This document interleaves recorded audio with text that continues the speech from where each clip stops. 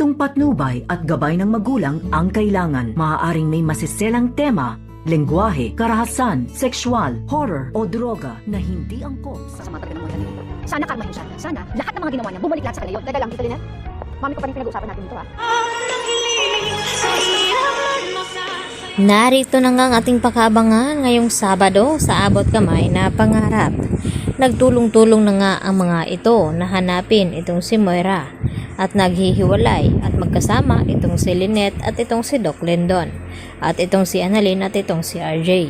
At hindi naman sumama itong si Zoe dahil masama daw di umano ang kanyang pakiramdam. At dito nga na tinawagan ni Carlos Benitez itong si Zoe na wala na daw ang kanyang ina doon sa Nagoya o doon sa Mount Fuji dahil nandyan na raw sa Nagoya Hotel.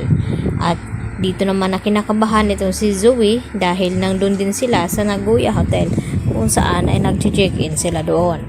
At dito nga na sinabi ni Carlos na hintayin na lamang ang tawag ni Moira. At dito rin, maya-maya may tumawag kay Zoe at ito na nga ang kanyang ina. At ibinalita na napakaganda daw dito sa Japan at nagulat itong si Moira nang sabihin ni Zoe na nandito din siya sa Japan upang hanapin daw siya. At dito naman na nagsabi itong si Moira na magte-text daw siya upang makipagkita dito kay Zoe nang sa ganon ay makausap niyang kanyang anak. At dito naman na nagpatawag itong si RJ na mga kababayan at humingi nga ng tulong upang matulungan sila sa paghahanap nga dito ni Moira dahil hindi nga nila nakita doon sa Mount Fuji itong si Moira. At dito nga na nagpaalam itong si Zoe na mag-restroom dahil nag-chat na nga sa kanya itong si Moira na nasa may fountain nga daw siya. At maya-maya naman ay dumating din itong si Annalyn at hinanap si Zoe at itinuro naman ni RJ na nandun daw nag-restroom. At nang sinundan nga ni Annalyn ay napansin ni Annalyn na may kausap na isang babae itong si Zoe. Nakala ni Annalyn na baka si Moira daw ito. At dito naman na sinubukang mag-deny dito ni Zoe. At hanggang sa hindi nga nila ito na pansin itong si Moira. Samantala, tinatawagan naman ni Moira itong kanyang umayos ng mga papeles na madaliin at hihintayin niya itong passport daw di umano ni Zoe dahil hindi papayag si Moira na hindi daw niya maisama sa pagtakas itong kanyang anak na si Zoe at gawin daw ang lahat. Subalit nagpupumilit naman itong si Zoe na hindi talaga sasama kay Moira dahil hindi niya kayang iwanan ang buhay niya doon sa Pilipinas at ang kanyang trabaho bilang doktor. At ito namang si Giselle nagtungo naman sa presinto upang kausapin itong si Dax at tanungin na kung bakit nasa Japan itong si Moira at tinanggi naman ni Dax na wala daw siyang alam doon. At ang natuklasan nga dito ni Giselle na inamin dito ni Dax na itong si Moira ang nag-utos dito kay Dax na pasukin nga itong bahay ni Doc Carlos at saktan itong si Lynette at nagulat itong si Giselle sa kanyang nalaman at pumunta siya ng Eastridge upang kausapin itong si Chang Susan at Diyosa na alam danon niya na si Moira din pala ang nag-utos na looban ang bahay ni Carlos. At dito naman na biglang dumating itong si Carlos at tinanong itong si Giselle na tama bang kanyang narinig na si Moira ang nag-utos na nakawan itong si Carlos at saktan si Lynette.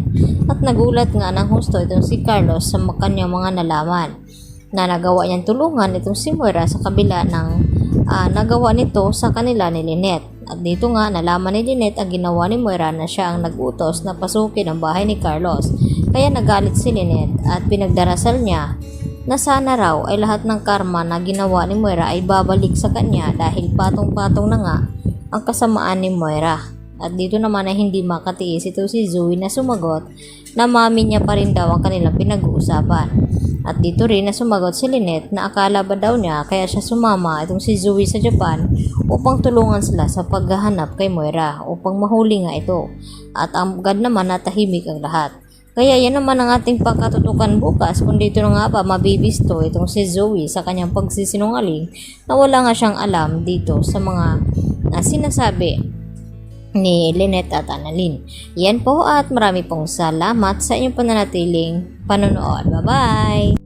Paano magiging stable ang blood sugar level after 10 days? Ngayon, ibabahagi ko sa inyo ang isang method kung paano mapapabilis na ma-stabilize ang blood sugar at maiwasan ang mga komplikasyon ng diabetes nang hindi kinakailangan ng maraming Western medicine o insulin injection. Ang Satoshi Diabetes Effervescent Tablet. Unang beses itong napamangha ako ng isang gamot na ligtas at mabilis na epekto. Nakakatulog na ako ng mahimbing sa gabi, di ba?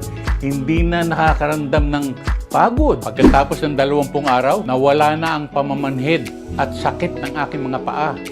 Nakakatakbo na ako at nakakapag-exercise. Hindi na ako kinakapos sa paghinga. Patuloy lang ang sa paggamit ng Satoshi ng 2 tablet sa isang araw. Napaka-espesyal ng Satoshi para sa diabetic dahil ito ay nabubuo sa anyo ng mga effervescent tablet na sinamahan ng moderno at eksklusibong nanotechnology mula sa Japan. Ang teknolohiyang ito ay tumutulong sa mga sustansya na nakapaloob sa mga effervescent tablet na agad na nagbibigay sa atin ng napakabilis na resulta. Kaya, 10 araw lang makikita ang effect. Ang mga sintomas tulad ng doktorya, pagkapagod, pamamanhid sa mga paa, at mababang asukar sa dugo ay unting-unting babalik sa isang matatag na antas. Para sa mga pangmatagalang diabetes o kailangan mag-inject ng insulin araw-araw, kailangan mong kumuha ng 5 o higit pang mga kahon ng Satoshi at patuloy na uminom sa loob ng 2 hanggang 3 buwan makamit ang pinakamahusay na mga resulta. Pinapangako ko sa inyong lahat na pagkatapos ng 10 araw na paggamit nito, mawawala ang inyong nocturia at ang iyong pagod. Sa susunod na 20 days, mawawala ang pamamanhid sa mga kamay at paa.